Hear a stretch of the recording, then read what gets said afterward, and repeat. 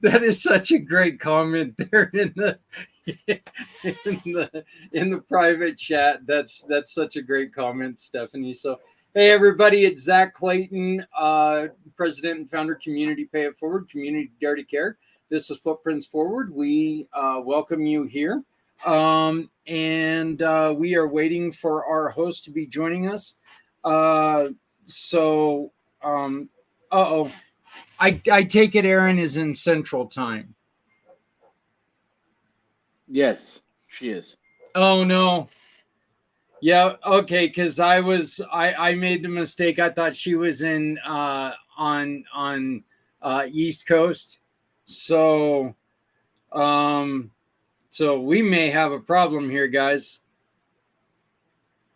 But why don't we go on ahead and start out, Stephanie? Why don't you introduce yourself as I try to make up for my misstep here?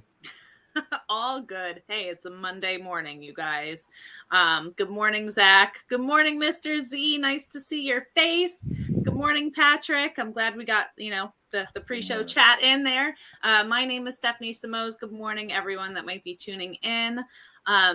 What I do is I work with nonprofit organizations and people year-round to assist with fundraising through One Hope Wine. We are a cause-centered winery out of Napa Valley with over $9.7 million donated to date to over 42,000 different nonprofit organizations. So what I do is I specialize in fundraising, gifting, private wine events, and wine delivery. And what I love the most is when you pour a glass of wine or send someone a gift, it's a really great feeling to know that that bottle made an impact for a nonprofit that's important to you. Yes, you get to select the 501c3 of your choice. Zach and I run a monthly show highlighting smaller nonprofit organizations to help them fundraise, but most importantly, to get their mission out there to more people. So if you're not on our page, Community Pay It Forward, One Hope Fundraiser on Facebook, and you can find that in my link tree as well. It's the link right up at the top. I am also the co-founder of PNS Properties. We're a family-run business that's working to curb the homelessness crisis in our veteran communities. We work with HUD-VASH recipients on housing, and we're working to build veteran communities and housing while providing support and resources. My work through One Hope has inspired me in this direction, hearing where we're really lacking. So that's why this mission is important to me, and I'm really glad to be here. I wear many hats, so feel free to connect with me through my link tree. All of the ways to contact and connect on my socials are right there on that page. Happy Monday. Well, that sounds great. And the good news is she is available, so she's going to be jumping on here in a minute. She thought she had another 30 minutes to get ready, but, shoot. So she will be joining us. Yay. Mr. Patrick Myers, tell us a little bit about yourself, please. All right, let me switch back here. I'm trying to put on the stream. So my name is Patrick Myers. I am the founder of A Call Edge Global and Consuming Fire Media. And what I do is I just help as many people as humanly possible and get the message of the gospel out on as many platforms as possible. One of the things I do is what you call the Youth Initiative. And the Youth Initiative is a tool for teenagers to be able to do the things that they are called to do, what's inherent in them, and find their own purpose with the tools that we give them. And so it is one of the most amazing things that I've done. Like, we've had our 4th session so far, and just how the teenagers are just opening up about their lives and what's going on in their lives, and you can start to see the healing already start to happen, and then like the idea that they can do things, and the ideas that these teenagers have come up with so far helping a chalk walk, and where they want to do for donations, have people come out and do art on the side on the greenway, helping with the elderly, um, helping with younger kids, just so many different ideas that they came up with for solutions for themselves for their own time. And so that's one of the things I do with the youth initiative. The other thing I do with Consuming Fire Media is that we do different various podcasts.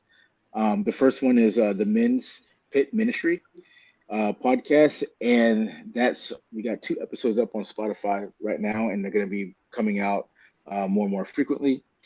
And this is just for men that are struggling and going and trying to figure out, how to walk this life out. This is a faith-based thing, so we definitely believe in God, and um, and um, um, and just figuring out how to have a relationship with Him, so we can be better fathers, husbands, brothers, workers, bosses, just you name it. Um, um, we believe that God is the information keeper on how to be those things. Then the second one that I'm doing, that we're getting ready to launch, is called Voices in the Fire.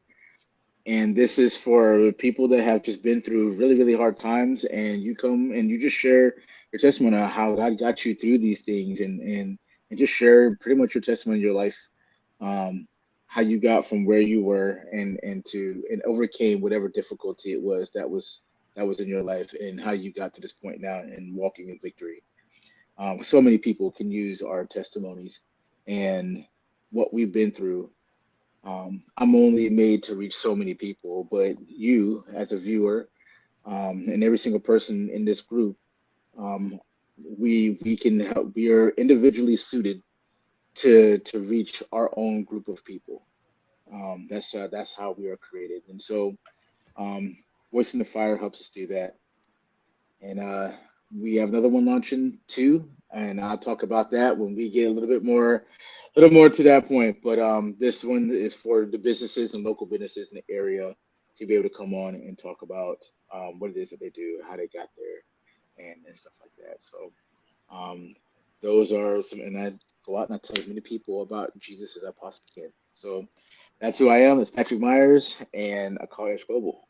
Glad to be here. Love these guys here. So just glad to have another session with you guys.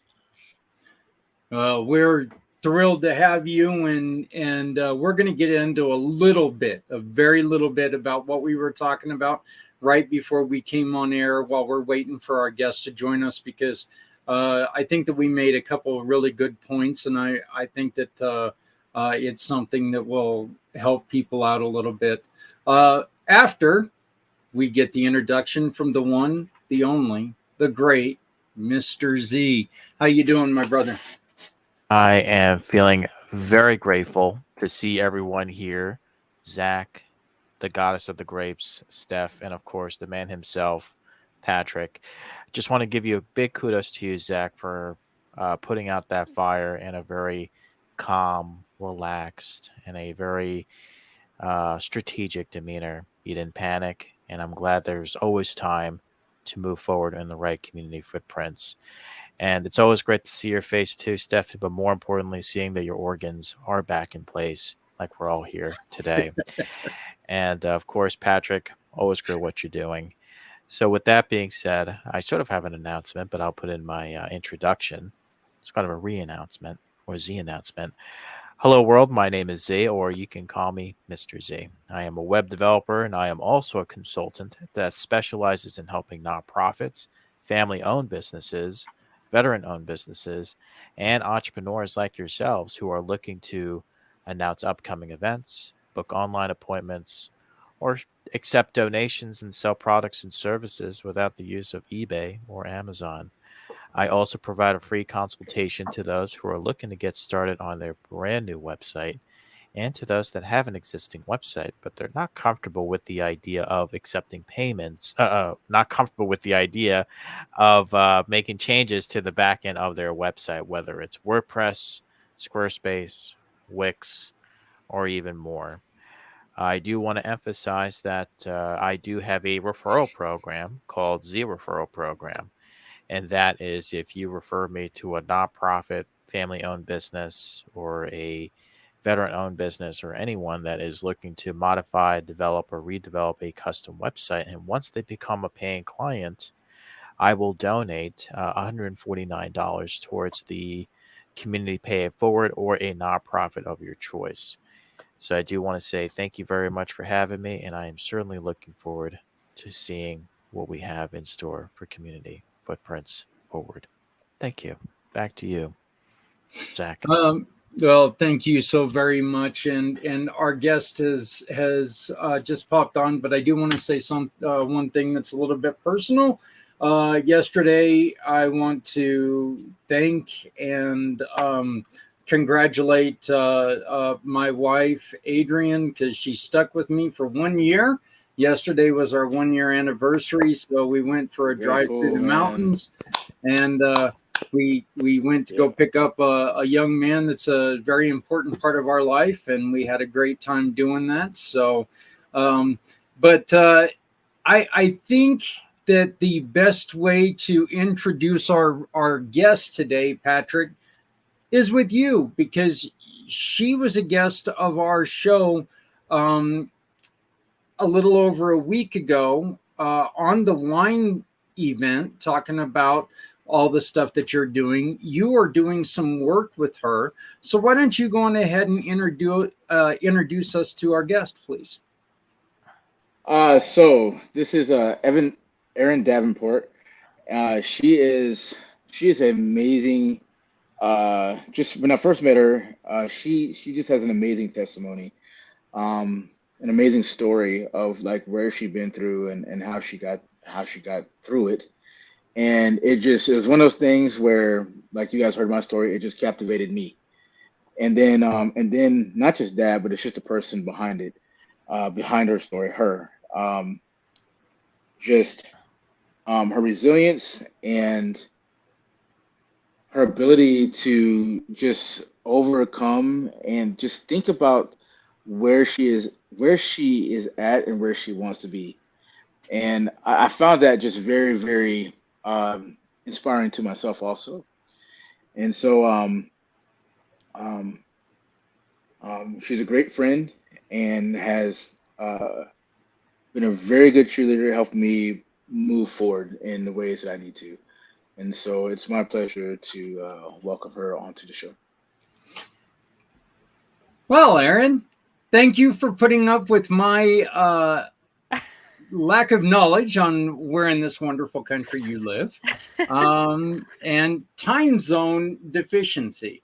I guess if there's one reason to get rid of time zones, well, it's to make people like me a little bit smarter. So, but so welcome to the show, Erin. Thank you very much for joining us. Why don't you take a minute to introduce what you do and to our audience and some of the things that are very important to you personally, please. Yeah. Well, thank you all for inviting me to be here. And, today the things I'm going to talk about and share are things I haven't shared or talked about before on a format like this, or really beyond, people that are loved ones in private conversations. But I'm really looking forward to being able to just share my story and experience in hopes that it can help so many people who are feeling like they're in the dark right now, or their family members we'll just see what happens, right? Because the world is in such an interesting place as far as a lot of darkness, a lot of people struggling, and just wanting to know that there's hope. So as far as who am I? Well, my name is Erin Davenport. And really, honestly, I'm in a transition in my life right now. So it's really fun and fancy to be like, here's what I do. Here's all this list of things. And that's where I would have been maybe a year ago, but my life has changed so much. Yes, I've been a published author. I've been a part of film. I've been a life coach, but there's a new direction that's taking place in my life right now. and also a stripping of identity that I am not the things that I do. And that's just where I'm at today. So today I am Erin Davenport, and I am unattached to any title or label at this moment. We will see how this journey kind of unfolds over time. And thank you for being with me during this time period where I am going through a transition like that. And I'm just very grateful, honestly, to have the life that I get to live today and to be here with all of you. Well, we greatly appreciate you joining us. And Erin, you mentioned you're going to be talking about something that it's not going to be very comfortable. And I want to rest assured to you personally, if it gets to be too much and you need to bow out, please do. Just understand that we are going to be try to be here to support you the best we can. One, and we really hope that that people understand the importance of your story, because your story can help so many. So, so saying that, the reason you're on here is you made a comment on our pre-show a couple days ago that you unfortunately have lived through the suicide of somebody very important to you, and that's your sister. Can you tell us a little bit about, please be comfortable in telling, but tell us about your sister and tell us about the problems that she was suffering with. Yeah, so my sister, she was 2 years younger than me, about 18 months actually. And in my family growing up, she was the other sibling that was also a ginger. So we were always like told we look like twins. People would confuse us. I still don't think we looked similar, but we just had red hair and or just, the unicorns or something. And we just looked, we had our hair color the same. But we grew up honestly just doing everything together. We were like little buddies because of our age difference was so small, and that meant even overlap of friends at times in school. She was more of the type that was musically inclined, so she was playing the piano, very artistic, even from a really young age. I mean, we're talking about grade school and junior high and all that kind of stuff. And sometimes I was jealous because I was not good at the piano. I did not understand any of that kind of stuff. I couldn't memorize a note to save my life, even though I was in it for like 10 years doing music. But it just came so naturally for her. She was great at chemistry and, just mathematics. And really, honestly, we would have a lot of fun as children, which is kind of funny. We would take like IQ tests together. Like, this sounds so nerdy, but we would be doing those kinds of things, like who's smarter than the other. We were kind of like competitive a little bit with things, and she was just really intelligent, really bright, and I always felt like that we understood each other, just in a way that, I don't know, they say that about twins. We weren't twins, but we just kind of clicked on the same page. She would be feeling something or experiencing something, and it was almost as if I could also sense and feel what she was going through. So we were really close.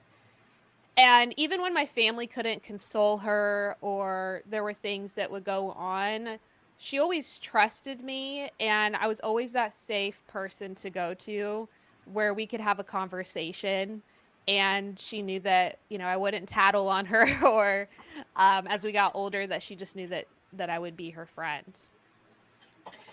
And so having this kind of close dynamic growing up, at the same time, she was starting to struggle in her younger years. And I remember, I think I was in 7th grade, and she's, she's 2 grades under me. So she would have been like 5th grade or something like that. I don't remember the exact years, but I just remember my parents saying that she had taken pills and that she had gone to the hospital. I still don't have very good recollection of that. I haven't asked my parents about that since that has occurred. I just haven't thought about it until now. But it was like there was this darkness, like this dark cloud that was following her. And I could sense that even when she was younger, because on one hand, she was this really intelligent, articulate, teacher's pet kind of, person, and has such a big heart, cares about others, doesn't want to see anybody else hurting. And then on the other side, I could tell, struggled with things within herself, and that she was depressed and hurting. And so I remember that happening for her at a very young age. And me, I'm kind of like if something happens, I just kind of my mom says I just dust myself off and just continue running forward, whatever that is. And I noticed her like me continuing to run forward in life and her slowing down is what I noticed. Like there was started to be more of a disconnect. I would go off to college and she would come later but really struggle with that. So she was navigating depression, going to therapy, trying to find a lot of answers to what was going on.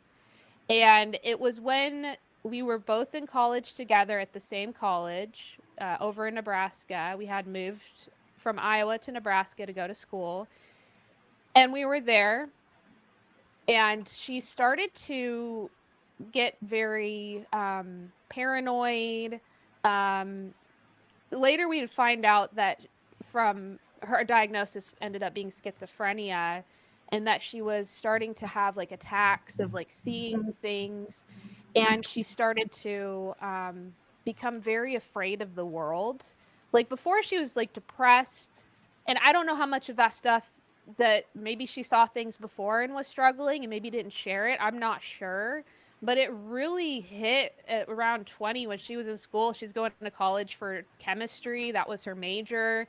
She was the chemistry lab assistant, and her grades were always straight A's. So she was excelling mentally in that way. But at the same time, she would have these kinds of, it was almost like she was overtaken by her, like by a disease or by darkness. And my sister, I started to slowly from that point forward just see her turn into a different person almost. It's like sometimes she was just fully there, fully cognizant. We would be up to our mischievousness when it comes to playing board games or card games. And, we had like little codes of like telling each other when we're on the same team. Like, I'm not advocating for cheating at card games, but it was kind of like this thing where we just had this kind of connection and had fun with it. And so we had these good times. She loved board games. We always played those kinds of things together as a family and with friends. And she had a lot of friends at the school. A lot of very heart-centered, loving people surrounded her, even though they knew she was navigating some difficult situations. And at the same time, I just saw this decline in her becoming more reckless. And I started to notice that I go to visit her. She had to drop out of school because she couldn't keep up with everything, battling her mind while also trying to, be able to attend classes and wake up in the morning when she's had a mental breakdown all night or something like that. I also noticed, she's battling like spiritually. She was having a hard time too. And it was rough. It was rough to watch because here I am. I'm trying to continue through school, and I'm working really hard. I'm paying for my own education and all this kind of stuff. So I'm really busy and spending the time I can with my sister and with her friend group. Even though she dropped out of school, she still remained friends with people there. She moved across the street from the college so she could try to stay connected because she was fighting. She was trying to fight whatever it is that was going on for her. And she didn't want to let everything go. And I think she knew that if she would just completely isolate, that would have been the worst thing for herself. Mm-hmm. And she did isolate a lot, but it was such an amazing thing where I could literally walk across campus and show up at her apartment or invite her to something at school. But yeah, she was in and out of psych wards. She had a social worker. She would go to the psych wards and we would visit her. And I always just was just kind of, it almost was like every time I went to see her, she just kind of seemed like worse, or she was scared of people that were there. And that made me more stressed because my sister, again, she's like vegan. She doesn't want to eat any of the animals and hurt them. She's like, just like this really caring, loving person who's always standing up for other people. And then I felt like she was in some ways at risk with very violent behaviors happening around her. And I just had to really release that and honestly just pray for her and just trust that she would be taken care of during that really dark time. And it was really interesting to try to explain that to people because people didn't get it. It's like, where's your sister at? It's like, oh, she's, do I tell them she's in a psych ward? Are people going to judge that? They shouldn't, but are they going to? So it's navigating, being conscious of what she's going through, respecting her privacy, but also she had a lot of friends that were worried for her as well. So being able to be there and comfort them. So when she battled through that a couple years through that time in college and living across the street. And then she ended up going to a psych ward one more time. At this time, I'm also going through some difficult things, and I'm working through some things somewhere else, getting help for my own addictions and struggles. And I get out of that place to get support for my own stuff I'm struggling with. And 2 days later, I get my significant other at the time got a phone call, and it was my mom. And she said, your sister's committed suicide. And it was just really devastating. Because we don't ever expect to get a phone call like that, or maybe we expect it at some point if we know someone's really struggling, but we never want to hear that that's happened or that could be ever possible, especially losing my sister that's like, she was like 18 months apart. Like we did everything together. Every memory I have from my childhood is with my sister. And all of a sudden I hear that she's gone. So I just collapse. I'm at a Barnes and Nobles with my ex-husband, and I just don't even know how to reconcile what's happened.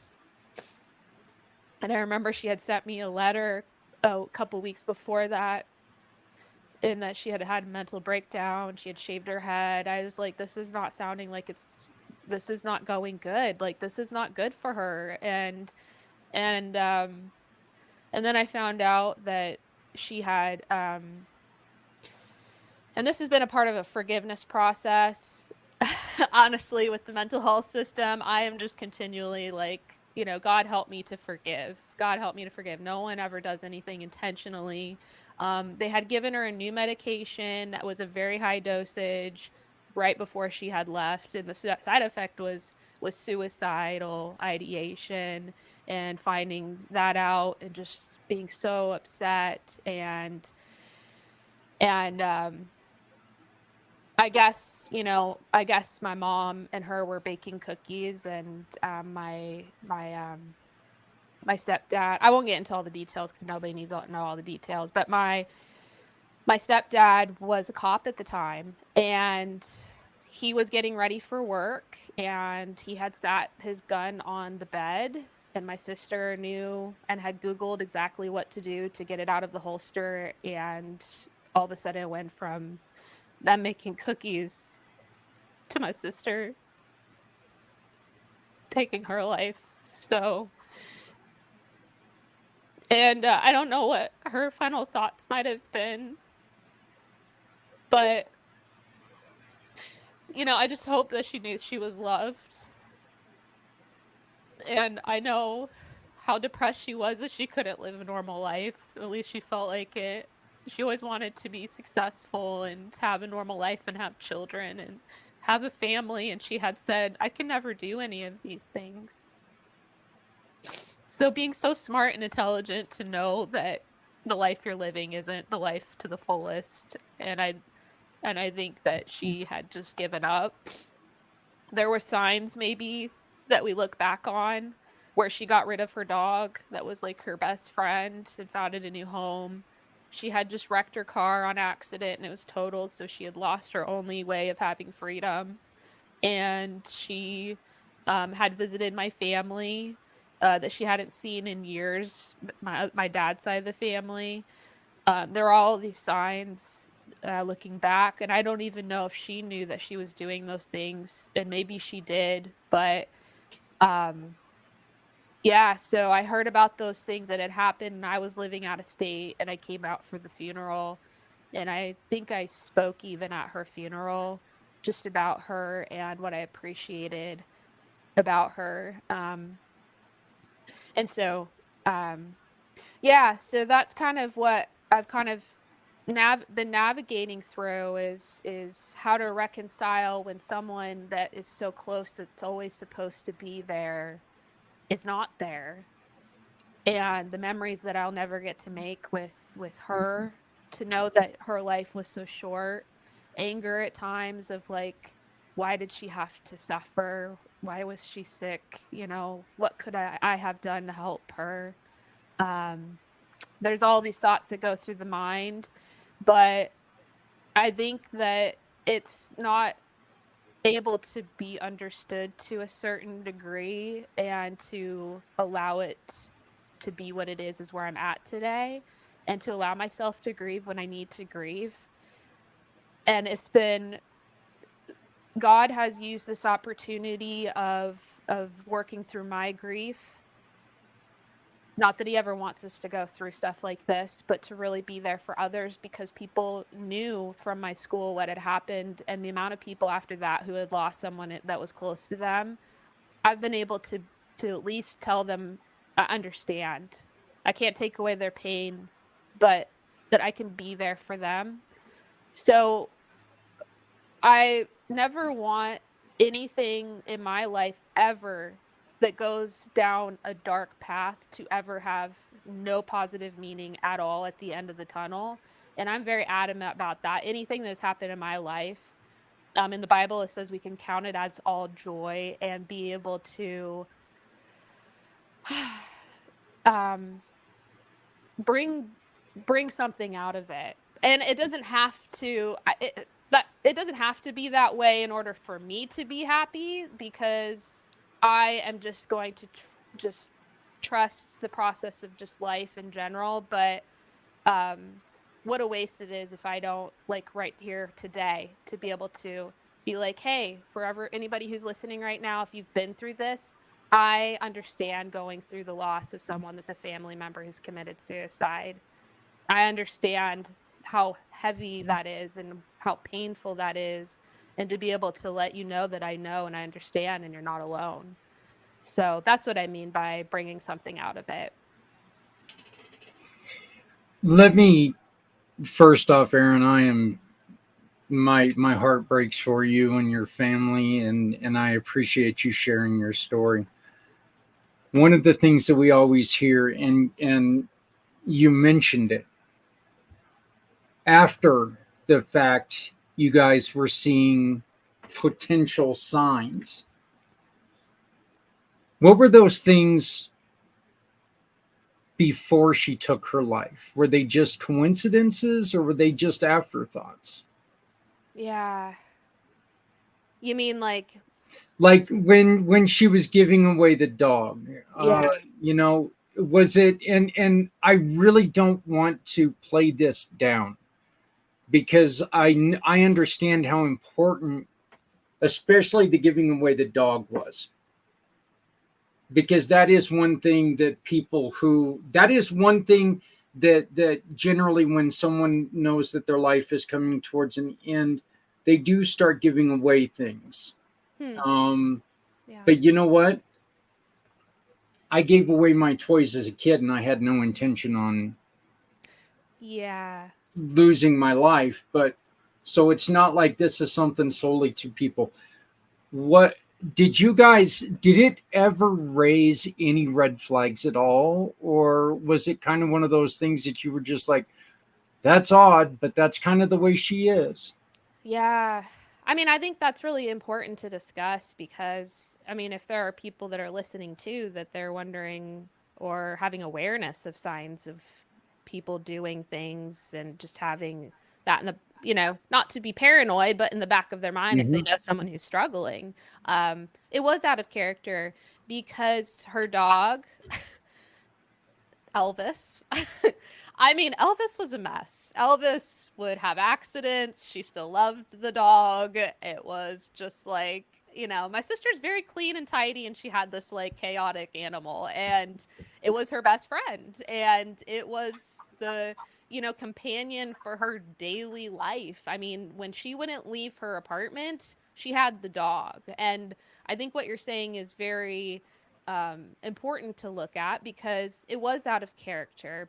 Because for her, as chaotic as the dog was, and as much as everybody kept telling her to get rid of the dog for a long time or get a different one or something, she never would do that.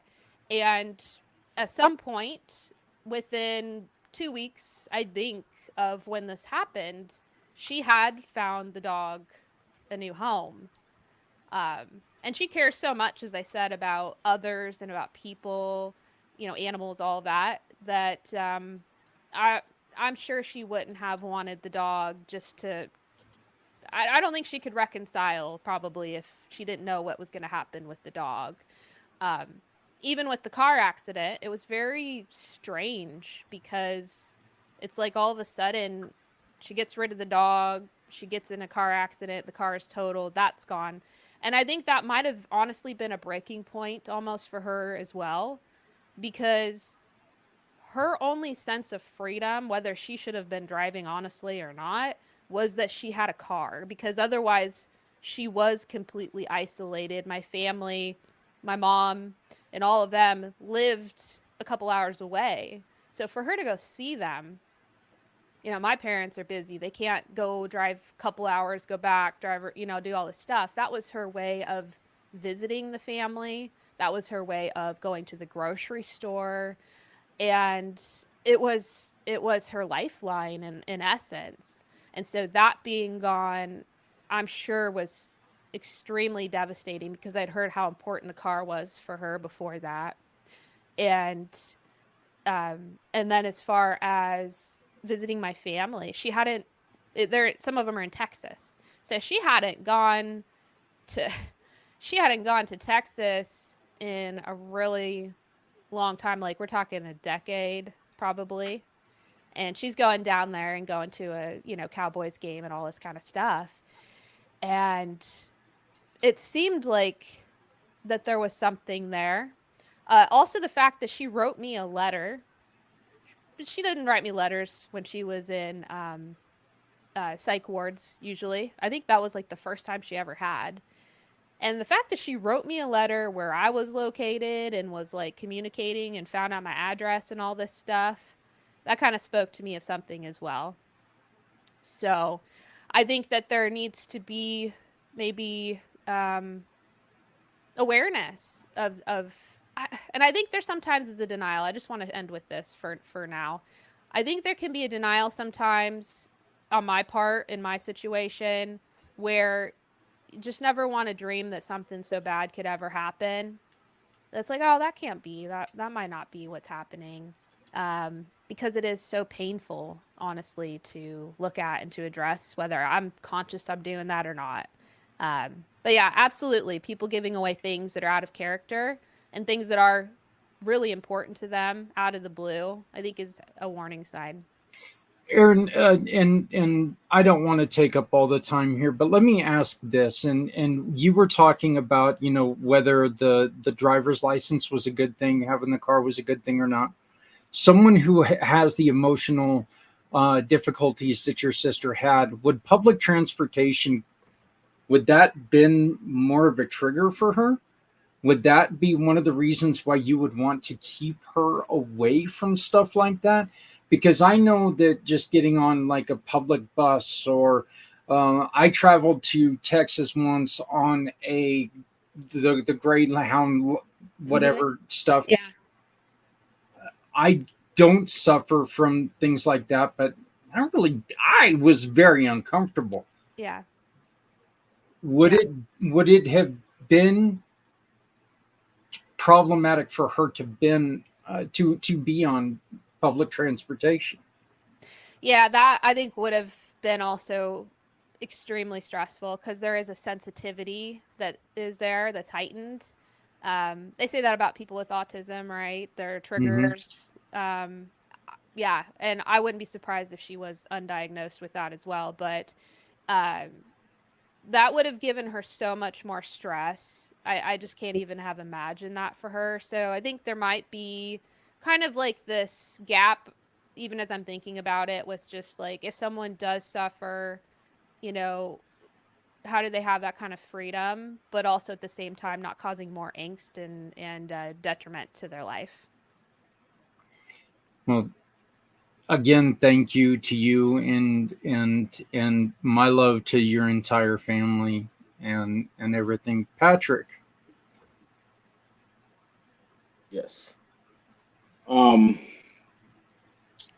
we've talked about it before, and like I was in tears when I found out the first time before you told me, and then you know, uh, 'cause a lot of things you're talking about just brings up stuff and remember feeling like that, feeling uh, just really really lost, and there's nothing that like I felt like I could do about it, at the time. And one of the things I would like to say to you, because a lot just um, I like to say to you, just I think a lot of times the people that survive it, they don't know how to.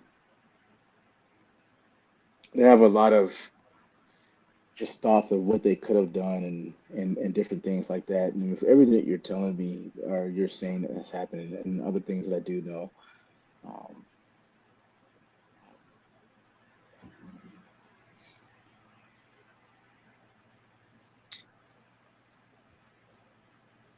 when someone's going through things like that, um,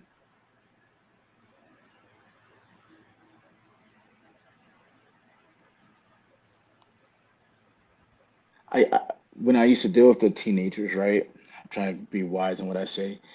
When I was dealing with the teenagers, I used to be when there was taking when my best friend took her life and teenagers were taking their lives, and I used to be very very angry. My daughter was one that was suicidal at the time, and was just going through all these things, and I was very angry with her, and I was very frustrated, and it wasn't just angry. I was angry at myself. I was angry at um, all these other things, and then being on the side of it of going through it, right? Um, your sister wouldn't want you to carry any of those things, and I know you know that, but I'm saying it to you because maybe nobody said it to you. Um, from the perspective of surviving it, because my family and everybody else didn't have anything to really do with what was going on with me. Like I knew that they loved me. I knew people loved me, but it was just other darkness that was happening that was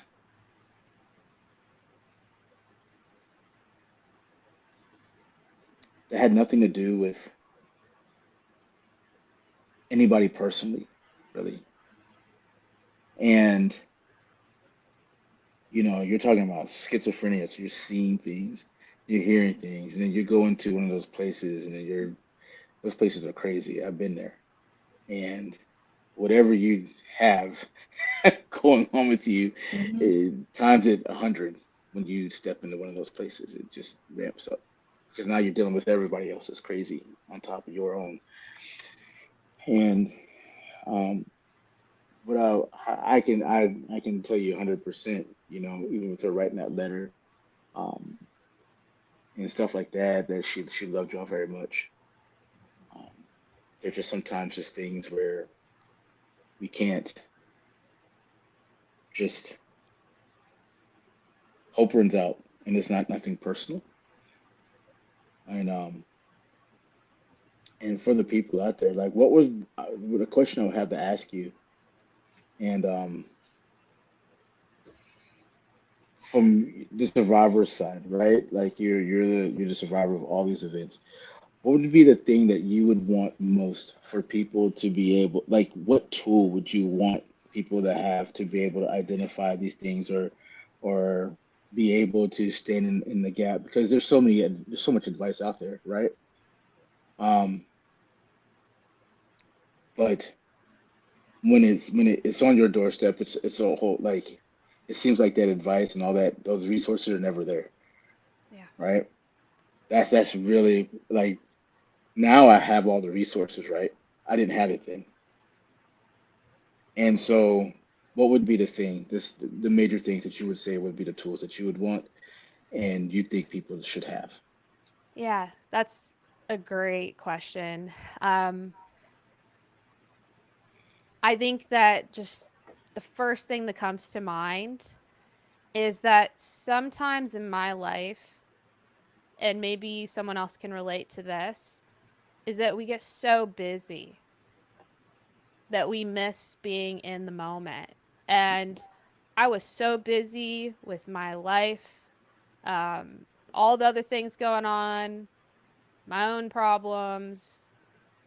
I had moved out of state somewhere else. I lost track of staying in touch with my family. It is not my responsibility to caretake and to ensure the safety of everybody else, but it is a responsibility for me to be able to be available and to not, in my case, sometimes I do so much to drown out everything else because it's feeling overwhelming. So I will become a workaholic. I will uh, find other ways to numb out, in the past, especially.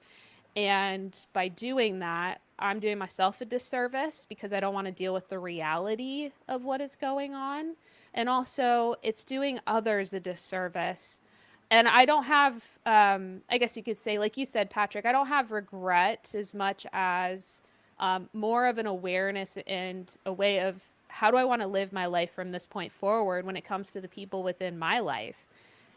Am I sweeping things under the rug? If someone's saying I'm having a really hard day or they're sharing something that's close to their heart, am I brushing that off because I'm way too busy because I put too much on my own plate? Do I have excuses?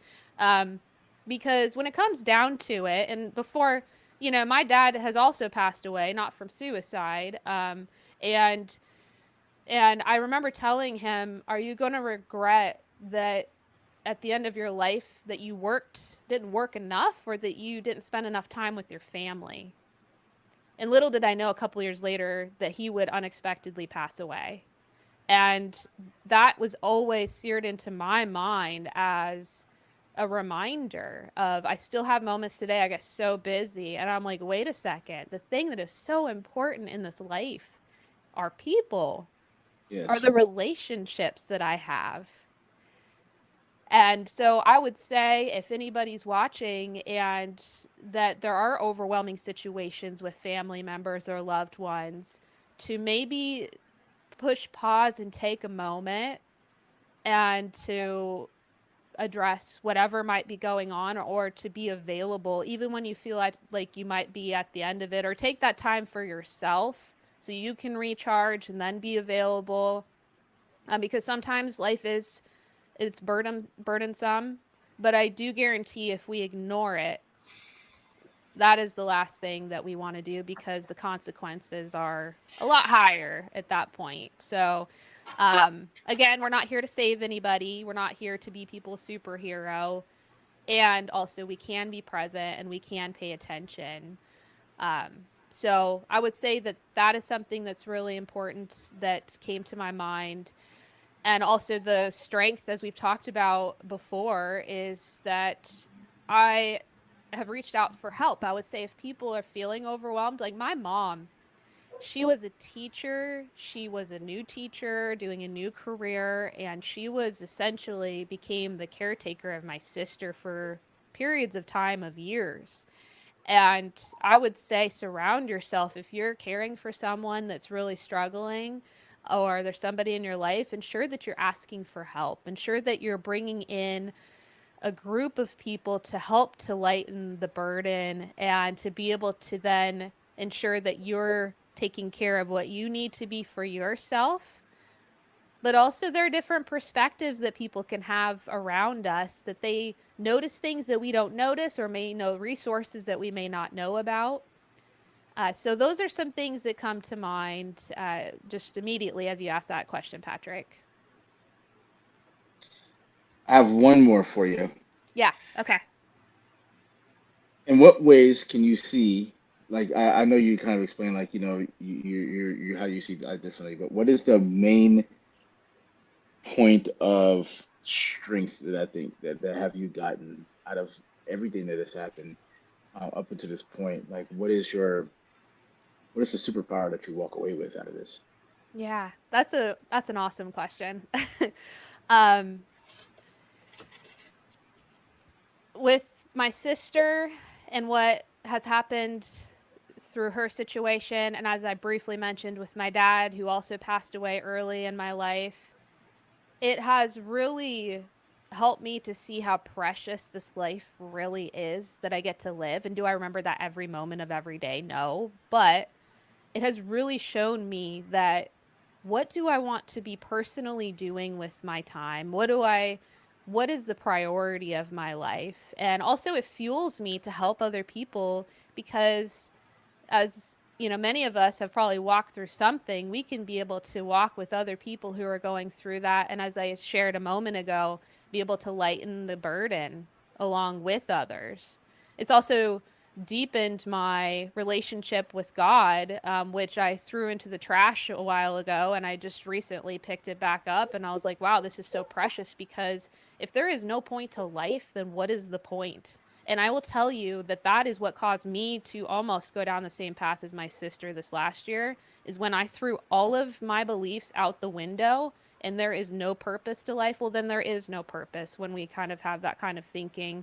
And I tell you what, God snatched me out of from the darkness myself this last year.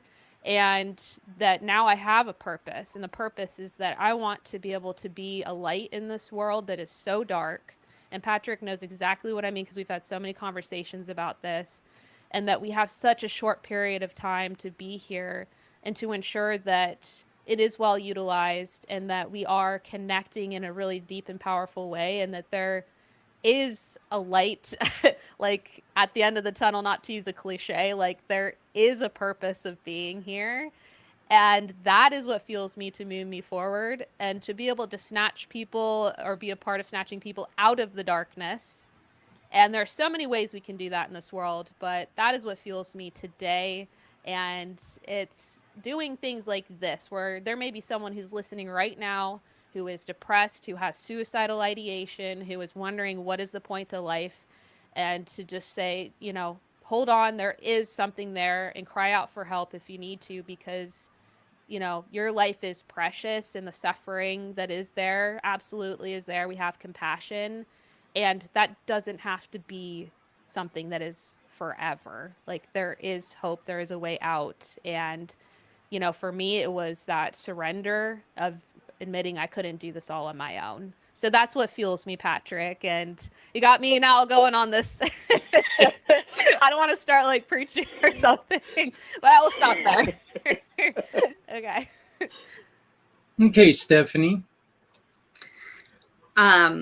Great minds think alike. Patrick kind of stole my question over here. No,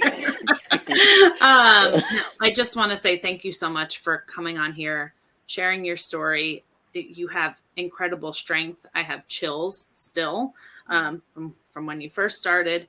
So my question was, and maybe we can elaborate on it or spin on it a little bit differently, was what really helped you personally to get to this point? Because it took incredible strength for you to come here and share to help others today, right? Like, I don't know that I would have been able to stay as composed as you were in sharing.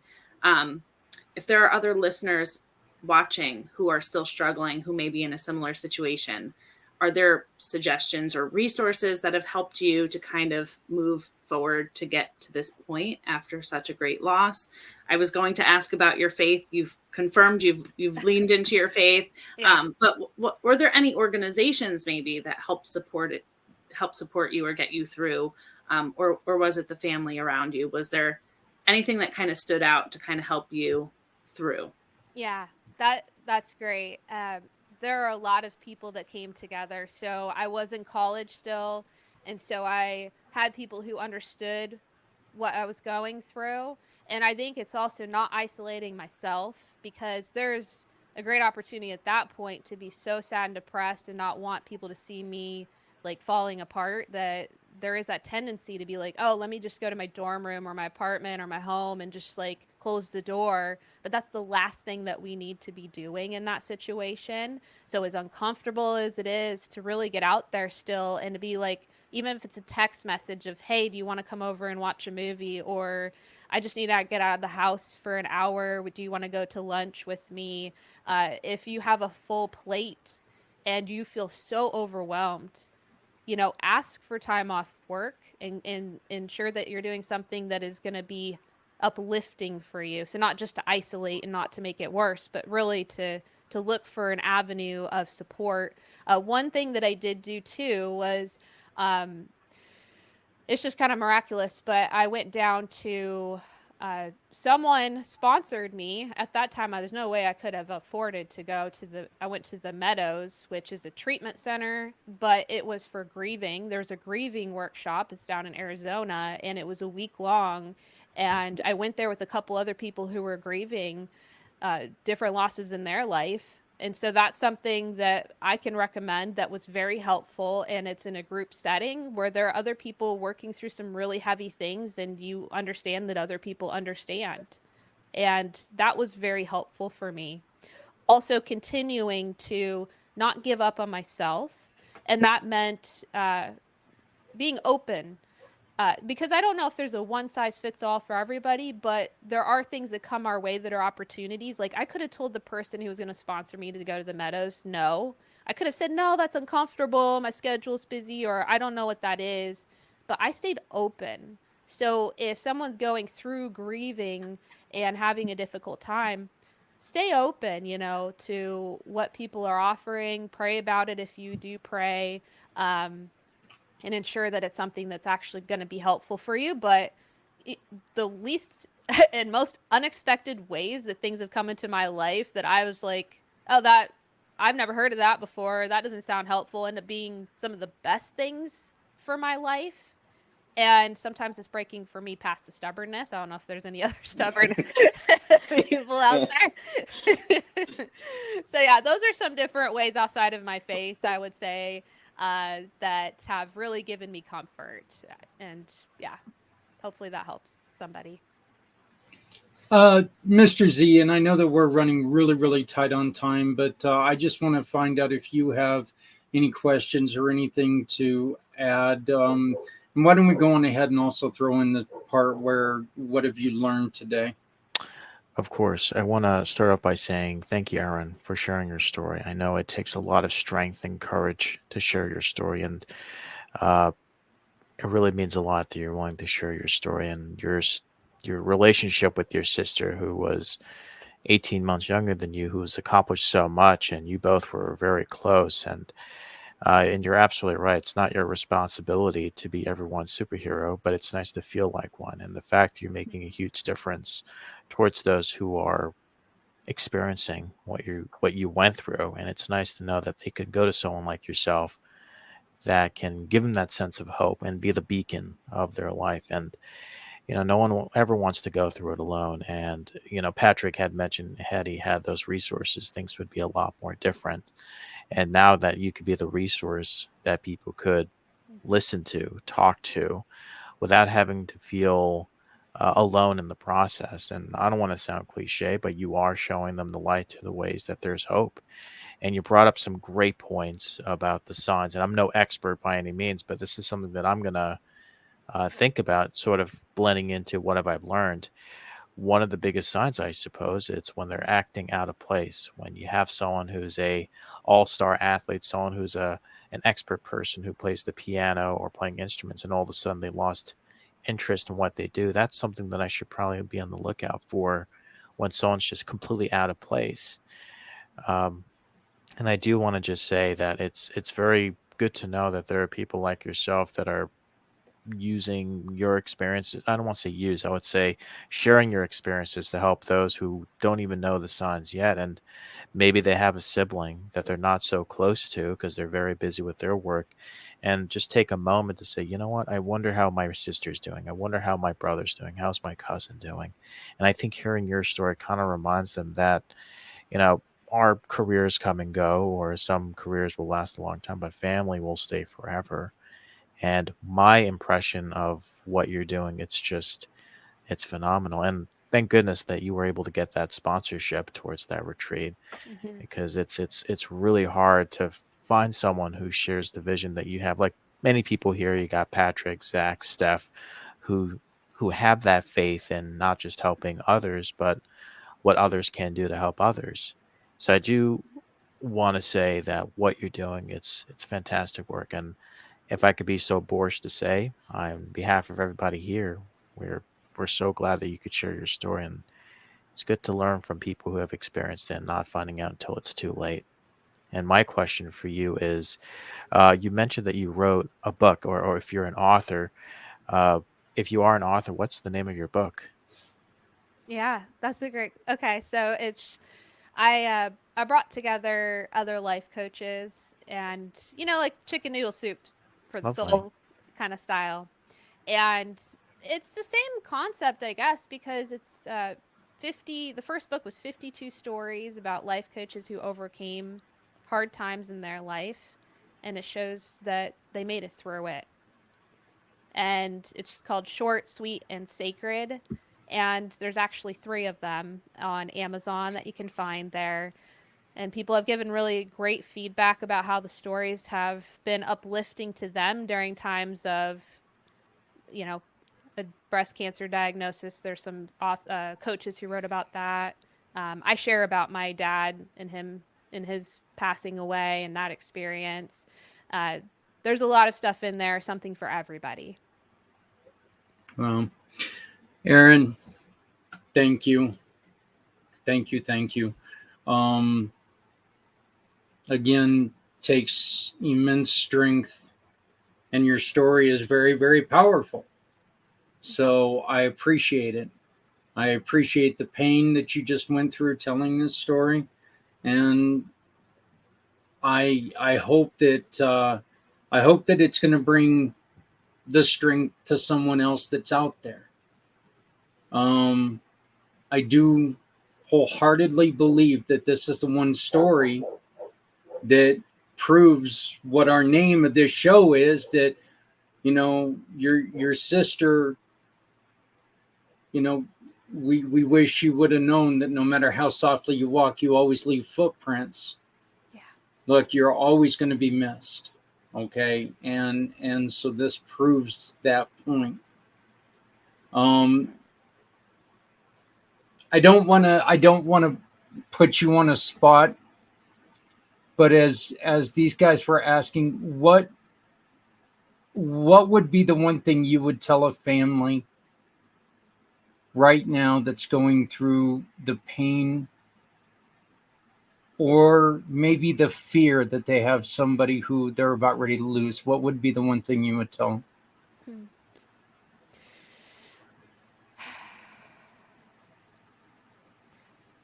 Well, I can speak to that because I have one of my brothers is goes through depression really heavily still to this day.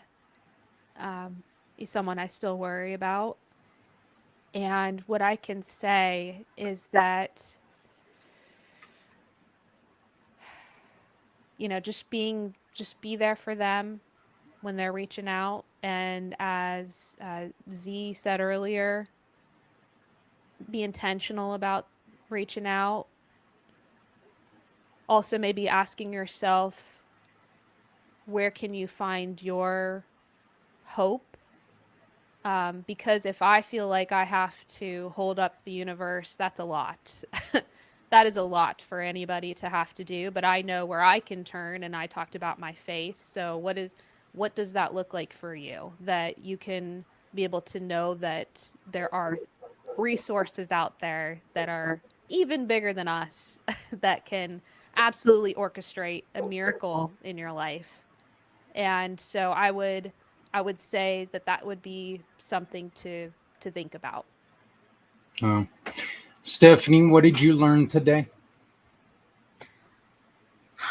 I just think it's really, really inspiring, Erin, that you're really just trying to bring joy out of hard situations. So I'll leave it with that. Yeah. Thanks, Stephanie. Patrick? Glory to God. That's what I gotta say, Aaron. Gotta always be intentional about that. So Yeah. glory to God. Yeah. Glory to God in the highest, for sure. The thing I learned today, we were just talking about this. I had a friend actually. I went back and asked this friend what did you guys experience when I took my life, right? And the one thing that they said to me was they were like kind of teared up. It's like, we didn't know you were right next to us, and we didn't know that you were actually suffering as much as you were. Like when I actually told them what I was going through, I could see that they had no clue. I thought that they did actually, I thought that they did, but they had no clue whatsoever that I was going through so much. And if you're out there and you're struggling with these things, with depression and anxiety and suicide, um, you tell somebody. Tell somebody. You see my number right here on the bottom. You can tell me. I'm game. Don't, we're all here for you, to be honest. I don't really like to give my number out so much, you know what I mean? But it's there for a reason. You can email me anything and just reach out and let's have a conversation, and know that someone's in your corner. So just reach out and talk to somebody. And that's something that I really recently learned.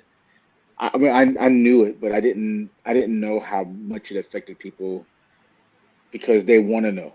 I didn't know that my friends wanted to know. I didn't know that my family wanted to know.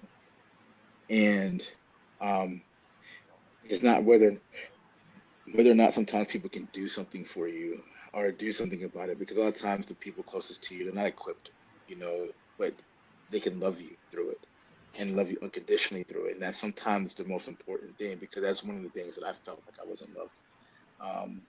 And it had nothing to do with, I didn't think that they loved me. It's just in a deficit of love in general. And so, Aaron, just thank you. I learned a lot more about you personally as a woman, as a friend, and as a follower of Christ, just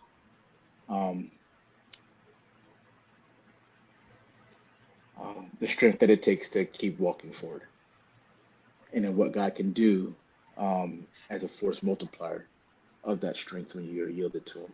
Yeah. So that's what I learned today. Ellen, I'm just going to say that, no matter how busy you are, just remember that whatever you're doing is not as important as finalism. So, if you're too busy to talk to someone, you may never be able to talk to them again. Aaron, I would like to raise or extend an invitation to you to join us whenever you're free. Your story is very powerful, and I think that your message is extremely important. So I'd like to welcome you to come and join us whenever you would like. Just reach out to us. Any of us would benefit from everything that you've went through and are going through now. So I would really like to extend that offer to you. I Thank think you. that you would definitely do well. Hey, everybody, we ran a little bit over, and I want to thank you guys for watching. And I want to make sure that you guys join us every week as we try to help people navigate this difficult